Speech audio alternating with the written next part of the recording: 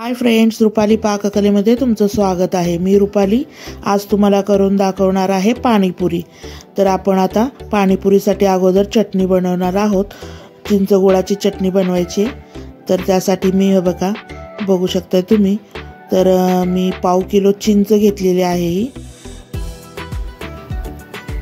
याच्यातल्या म्हणजे चिंचोके काढून घेतलेली ही चिंच आहे, सीडलेस। आणि हे बघा, आता हा खजूरही घेतलेला आहे, यात पण बिया नाही आहेत अजिबात, बघू शकताय तुम्ही।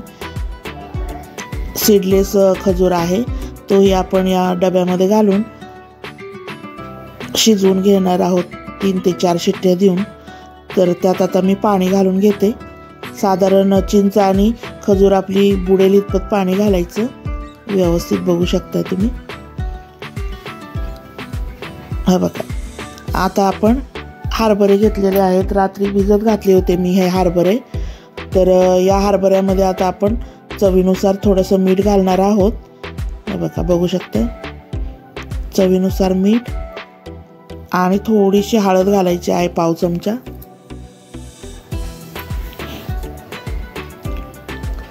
हेही आपल्याला कुकरला लावून घ्यायचे आणि 4 बटाटे पण उकडून घ्यायचे कुकरला। तर हे तिन्ही डबे आता मी कुकरला लावून घेते। कुकर आपला होतोय तोपर्यंत आपण पाणी तयार करणार आहोत। हे बघा, बघू शकता, त्यासाठी मी 2 चमचे जिरे घेतलेले आहेत, 1 चमचा धणे घेतलेले आहेत आणि 8 ते 10 काळी मिरी घेतलेली आहे, बघू शकता। आणि हे काळं मीठ घेतलेलं आहे 1 चमचा।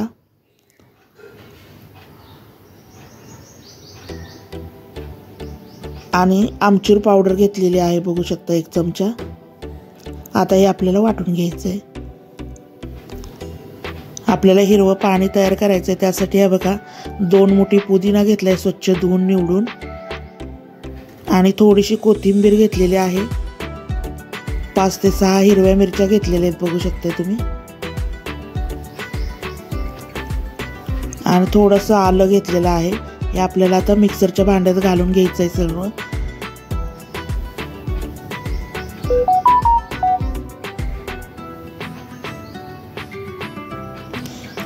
कोथिंबीर थोडीशीच घ्यायची, म्हणजे आपल्याला पुदिनाचा फ्लेवर जास्त पाहिजे।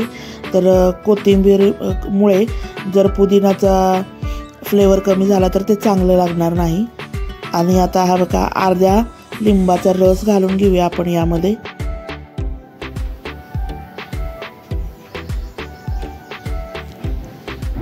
आणि 4 ते 5 आपल्याला बर्फाच्या क्यूब्स घालून घ्यायच्या आहेत या पुदिन्याच्या चटणीमध्ये। म्हणजे ही टीप आहे एक, बघा, 3 ते 4 क्यूब्स घालून घेतलेले आहेत मी या चटणीमध्ये।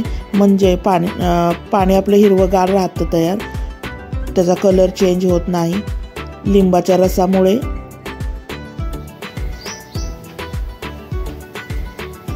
बघू शकताय।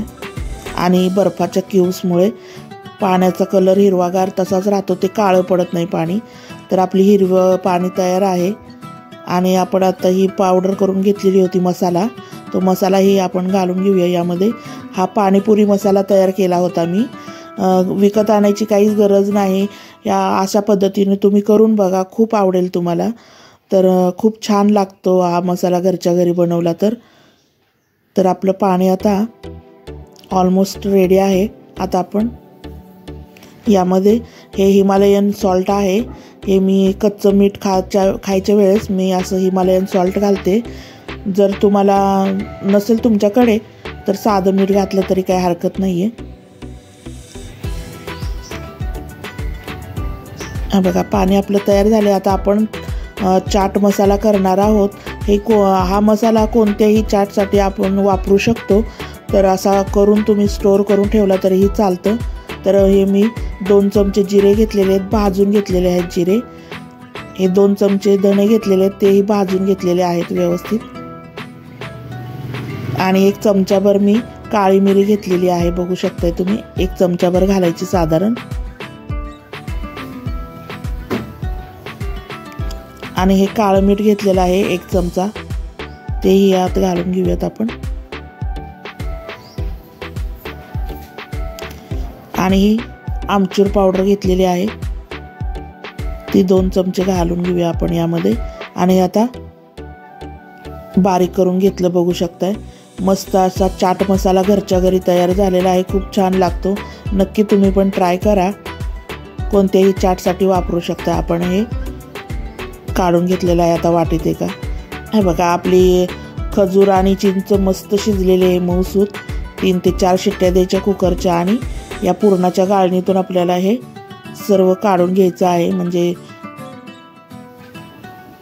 बघा किती छान शिजलेलं आहे पुरणासारखं. याला मिक्सरमधून काढायची ही काही गरज नाही आहे. बघू शकताय, मस्त गाळलं जातंय हे व्यवस्थित. हे बघा, खजूर आणि चिंच मी गाळून घेतलेली आहे. आता आपण यामध्ये गूळ घालणार आहोत. तर चिंच मी 1/2 किलो घेतली होती, तर आता 1/2 किलोच गूळ पण घ्यायचं, समप्रमाण ठेवायचं, म्हणजे आपली चिंचेचं पाणी आंबट लागणार नाही. हे बघा, चवीनुसार मी लाल तिखट घालते.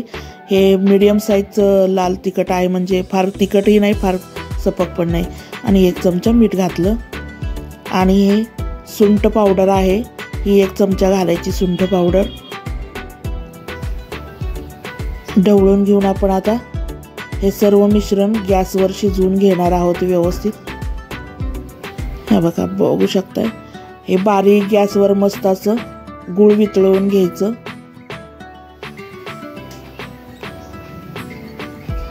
बघू शकताय, गूळ मस्त वितळवलेला आहे. आणि ही जी कन्सिस्टन्सी ना आत्ता पातळ वाटते, पण थंड झाल्यानंतर ही चटणी घट्ट होणार आहे. तर बघू शकताय, आपण छान शिजवून घेणार आहोत ही चटणी, मस्त उकळी काढून. आणि बारीक गॅसवर हलवत हलवत ही चटणी शिजवायची.